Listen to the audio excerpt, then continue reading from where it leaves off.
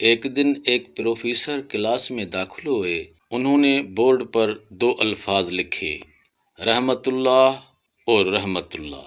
پھر طلباء کو متوجہ کر کے کہا، کیا کوئی بتا سکتا ہے کہ ان دونوں میں فرق کیا ہے؟ زیادہ تر طلباء نے جواب دیا، یہ تو محض املا کا فرق لگ رہا ہے۔ پروفیسر مسکرائے اور کہنے لگے، یہ صرف ہجے کا فرق نہیں بلکہ اس میں ایک بڑا راز ہے، رحمت تے کھلی۔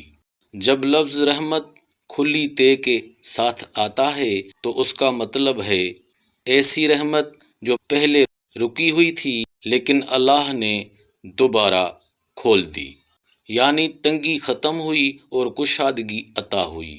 یہ انداز ہمیشہ اللہ تعالیٰ کی طرف سے منسوب رحمت کے لیے استعمال ہوتا ہے۔ حضرت ابراہیم علیہ السلام اور ان کی اہلیہ بڑھاپے میں تھے، اولاد کی تمام امیدیں دم توڑ چکی تھیں، لیکن پھر اللہ تعالیٰ کی طرف سے خوشخبری دی، کیا تم اللہ کے حکم پر تعجب کرتی ہو؟ اے گھر والو، اللہ کی رحمت اور اس کی برکتیں تم پر ہوں، بے شک وہ تعریف کے لائق اور بڑی شان والا ہے۔ یعنی وہ رحمت جو مایوسی کے بعد دوبارہ ظاہر ہوئی۔ حضرت زکریا علیہ السلام کی دعا، ذکر و رحمت ربک عبدہ زکریا، یہ تیرے رب کی رحمت کا ذکر ہے جو اس کے بندے زکریا پر ہوئی۔ اللہ نے ان کی دعا قبول کی اور یحییٰ علیہ السلام عطا فرمائے۔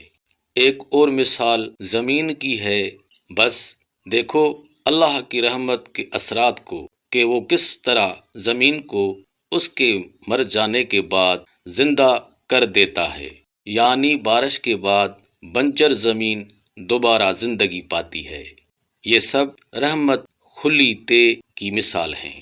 رحمت تے بند، جب لفظ رحمت بند تے کے ساتھ آتا ہے تو اس کا مطلب ہے وہ رحمت جو ابھی ملی نہیں لیکن امید رکھی جاتی ہے اور دعا مانگی جاتی ہے۔ مثالیں، قرآن کہتا ہے، بھلا وہ شخص کافر کے برابر ہو سکتا ہے جو رات کے اوقات میں فرمان برداری کے ساتھ سجدہ کرتا اور کھڑا رہتا ہے، آخرت سے ڈرتا ہے اور اپنے رب کی رحمت کی امید رکھتا ہے۔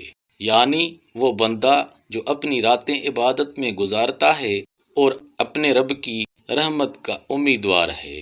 ایک اور جگہ فرمایا، تو جو لوگ اللہ پر ایمان لائے اور اس کا سہارا پکڑا، اللہ انہیں اپنی رحمت اور فضل میں داخل کرے گا اور اپنی طرف سیدھے راستے کی ہدایت دے گا۔ یعنی مومنوں کو وہ رحمت آخرت میں نصیب ہوگی۔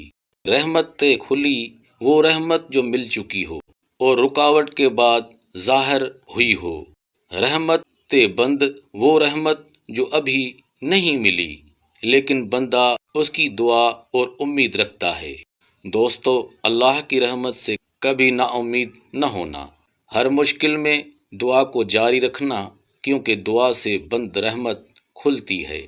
شکر گزار رہو تاکہ ملی ہوئی رحمت برقرار رہے۔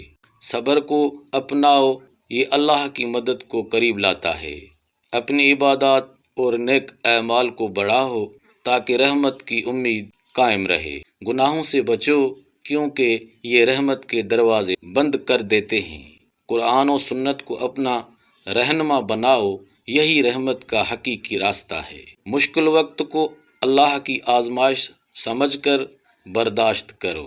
ہمیشہ اللہ سے دونوں قسم کی رحمت مانگو، موجودہ بھی اور آئندہ بھی۔ دعا ہے، یا اللہ ہمیں اپنے دونوں رحمتوں میں شامل فرما، وہ بھی جو تو نے کھول دی اور وہ بھی جو ابھی ہمارے لیے محفوظ رکھی ہے۔ یا اللہ ہمیں وہ علم عطا فرما جو ہمارے دل و دماغ کے لیے روشنی بنے، اور ہمیں وہ حکمت سکھا جو ہم نہیں جانتے۔